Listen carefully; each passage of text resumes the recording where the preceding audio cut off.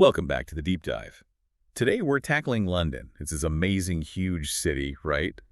But navigating it, well, it can feel a bit much, especially avoiding those classic tourist mistakes. Exactly. Think Big Ben, Tea, the Tube, but there's so much more underneath. You've seen the pictures, the pubs, the Thames, but how do you actually get into the city's rhythm without, sticking out? Well, that's what we're here for. We've gathered insights from Londoners, experienced travelers, basically the inside scoop. We're talking logistics, sure, but also those hidden spots and, really importantly, the local etiquette, how not to annoy people.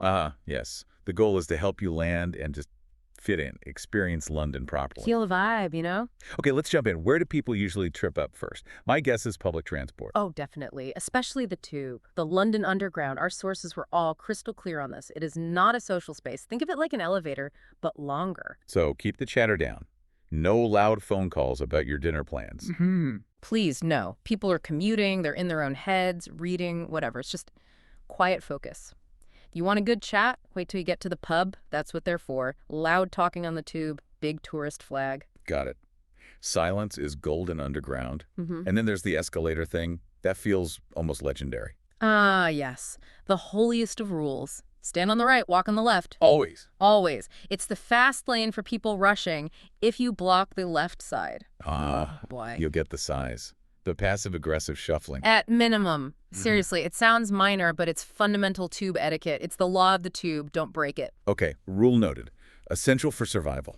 Now, moving from transport to another tricky area, Right. money, specifically tipping. Right. If you're coming from somewhere like the U.S., you need to recalibrate big time. That automatic 20% habit. Needs to stop. In London, it's much more restrained. Standard restaurant tip is, 10 to 12.5%? And crucially, check the bill first. A service charge is very often already included. So if it's included, that's it. You don't need to add more on top, even if the service was great. Generally, no. It's not expected. If the service charge is there, you're covered.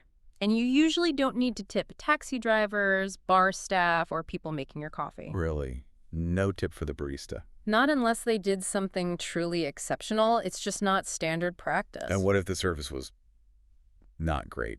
And there's that service charge. Feel perfectly okay asking them to remove it before you pay. It's well within your rights. Our sources really emphasize that. That's quite different. Good to know. Okay, what about things tourists do that just make locals wince? The please don't list. Number one, unanimous across the board. Don't. Try the accent. Just don't. England has like a million regional accents. Trying some generic British accent sounds, well, it's awkward. A bit patronizing, maybe. Cringy was the word used, I think. Yeah, pretty much. Just speak normally. And for afternoon tea fans, The pinky finger. don't stick your pinky out when you sip your tea. Nobody actually does that. It's a weird myth. You'll just look a bit silly. Good tip. And a quick safety one. Transportation. Stick to the proper black cabs or licensed apps. Uber, Bolt, those are fine. Avoid anyone just trying to pick you up unofficially, especially at airports. And root cause. Just avoid them. Often overpriced and unreliable. Okay, solid advice for blending in. Now let's talk planning. London is big. Really big. It's huge. Don't try and see everything in like 3 days. You'll just exhaust yourself. So the advice is? Focus. Pick a few neighborhoods, maybe a theme. Like focus on museums or theater or maybe street art in the East End. Go deeper, not wider. Makes sense. So for a first trip, what's the absolute minimum time to feel like you've seen something? I'd say 3 full days. That gets you the absolute highlights. But honestly, 5 to 7 days is much better. Gives you breathing room, maybe time for a day trip. Like Bath or the Harry Potter studio? Exactly. Those take a full day. So yeah, 5-7 days is ideal if you can swing it. And when's the best time to go? Should we just assume it'll rain constantly? Haha. Well, you should definitely pack layers and a good umbrella. Rain is always a possibility, even in summer. Seriously, July can be wet, but London's great year-round. Our sources did mention, though, Christmas time is pretty special. The lights, the atmosphere, quite magical. Okay, practical stuff. Money and power plugs. Right. Currency is the British pound. Locals often call it quid. But do you actually need much cash? Honestly, barely any. Contactless payment, Apple Pay, credit cards are everywhere. It's pretty much a cashless society now. If you do want a bit of cash, find a proper bank ATM. Avoid those independent exchange kiosks like the plague. Their fees are usually terrible. The tip and the plugs. Yes. Crucial. You need a Type G adapter. It's the 3-pin one. Different from mainland Europe, different from the US, don't forget it. Got it. Taichi. Now, Heathrow Airport, LHR, it's an experience. It's massive Yeah. and busy. One thing our sources warned about, your departure gate probably won't show up until about 60 minutes before the flight. So don't panic if you don't see it listed hours ahead. Exactly. It's normal for big hubs like that. Just find somewhere to relax and keep an eye on the screens. It'll appear. Okay. Once you're out of Heathrow, getting into London. Public transport is excellent. The tube, the buses, they're efficient, frequent, and Google Maps integrates perfectly. It's usually the fastest way. Well, walking is good too, right? For seeing No, things. absolutely. Walking is one of the best ways to discover hidden alleys, cool shops, just soak it in. But if you want something more comfortable, say for the airport transfer, Black Lane was mentioned as a sort of sleek private car option. More expensive, obviously, but comfortable. Right. Okay. Let's get to the sites. And there's one rule that seems more important than ever now. Booking in advance. This is non-negotiable these days. For everything. Even free places. Pretty much everything. Museums, galleries, viewpoints, tours.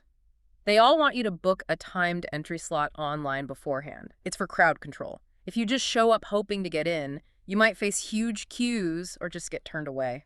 Book ahead. Seriously, that's probably the single most important piece of planning advice. Don't ignore it. Okay, views. People love the London Eye, but it's pricey and often busy. Alternatives. Yes. Check out the Sky Garden. It's in the Walkie-Talkie building. Great views, 35 floors up. And it's free. Free? What's the catch? You must book your free ticket online, usually weeks in advance. They go fast. Horizon 22 is another great free option, even higher up. Or, if you want the absolute highest view and don't mind paying, the Shard has an amazing 360-degree observation deck. Tallest building in the UK. Nice options. Okay, history and royalty. Tower of London is a must, right? Nearly 1,000 years of history there. Definitely. Palace, prison, Right. treasury. It's seen it all.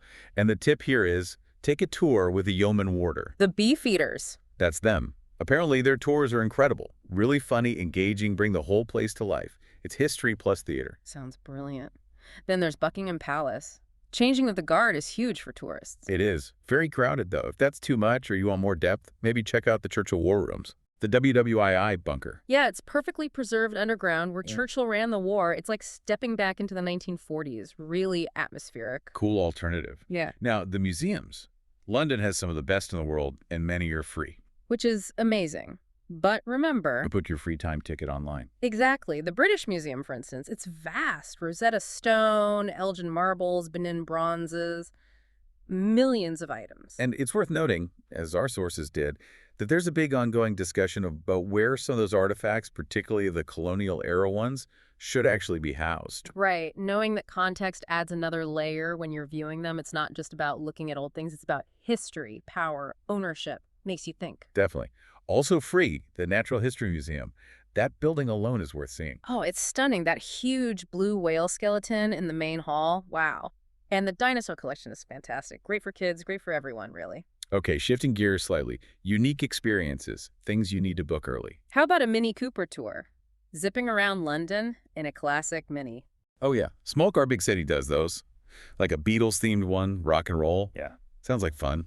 Seeing sights from a tiny car. Very cool perspective. Or theater buffs could tour Shakespeare's Globe. It's a reconstruction, but gives you a real feel for Elizabethan theater. Or for something modern, a street art tour. Yes. Head to the East End, Shoreditch, Brick Lane. It's like an outdoor gallery.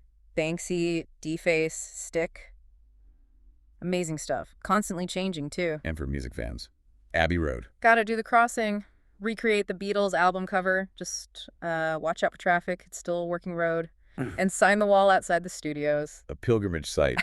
Okay, we need to talk food. The London food scene is incredible now. #1 tip. Get away from the big chains you can find anywhere. Skip Pret, skip Nando's. You're in London. Explore. So where should people head? Markets. Absolutely essential. Borough Market is top of the list, near London Bridge. The foodie paradise. Totally. Over 100 stalls. Cheese, pastries, international street food, everything. Pro tip from the locals. Find the stall with the longest queue. That's usually the best stuff. Open Monday to Saturday. Good advice. What about other markets? Portobello Road in Notting Hill, famous for antiques, vintage clothes. Saturday is the main antiques day, apparently the biggest in Europe. And for something different, Columbia Road Flower Market on Sundays. Just an explosion of color and plants, really vibrant. Lovely. Now, if you want something a bit more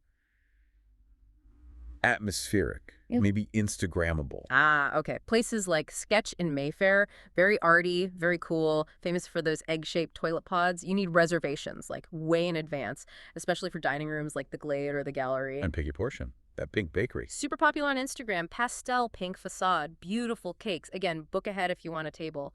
For amazing views with your cocktail, Gong Bar at the Shard is pretty spectacular. Man, for a full-on experience. Yeah. Dinner and a show. Mamma Mia, the party got really high marks. It's an immersive dinner show based on the musical over at the O2 Arena. Just remember to factor in travel time to get there. Sounds like a blast. It- Okay, so we've covered a lot.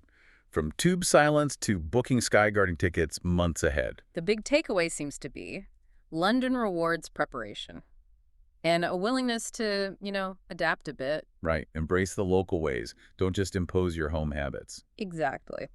Which actually brings us back to our mission of fitting in. We talked logistics, tube, money, planning. But thinking about those social rules, the quiet tube, the careful tipping, not doing the accent, it makes you wonder. Here's something for you, the listener, to think about. Which of those social adjustments do you think would be the hardest for you to make? And why is getting that adaptation right so key to really plugging into the London vibe? Something to ponder while you're booking those tickets. Use this info, plan ahead, pack that brolly, and have an amazing time exploring London like you know what you're doing.